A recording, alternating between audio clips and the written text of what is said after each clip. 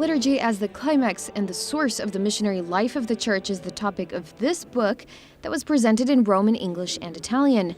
19 cardinals, bishops, professors, and specialists contributed to this unique piece of liturgical scholarship about the Mass as an evangelizing tool, also for the poor.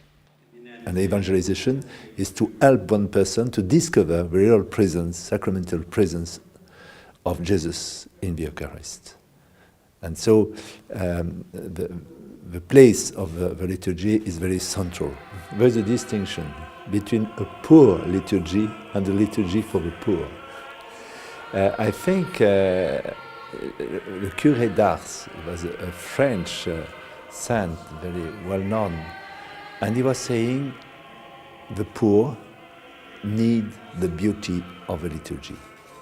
And so in the liturgy we receive all persons, but we give the bread of life for all the person, and all the person discover is hungry of God.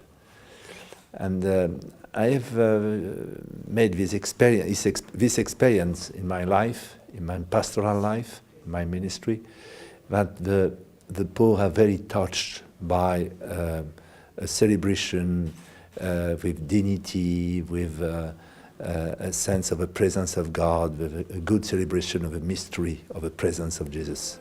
It's the bishop that takes a prominent role in the liturgy. He has to give one good example in the celebration, in the Ars Celebrandi. And I think also in the seminar, but also for permanent formation of priests, we have to give more and more a sense of the beauty of a liturgy. Cardinal Burke also contributed to this book. He stated the importance of continuing the reform that was started by the Second Vatican Council. The reform was hijacked by the so-called spirit of the Council and became detached from the actual teaching of the Council Fathers.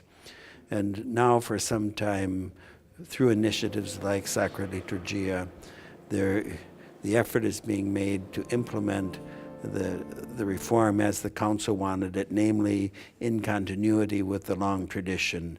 In other words, not a rupture, not a revolution, but a reform that would be continuous, harmonious with the organic development of the liturgy down the centuries. The ordinary form of the liturgy is paired with the extraordinary form, which Cardinal Burke recently celebrated during a pilgrimage in St. Peter's Basilica. In my experience with the extraordinary form of the Roman Rite, the participation is great, and the greater part of the participants are young people who never knew the old Mass, but when they participate in it are very much inspired by its beauty and drawn into a deeper spiritual life. More conferences with authors are planned to take place in New York and in London next year.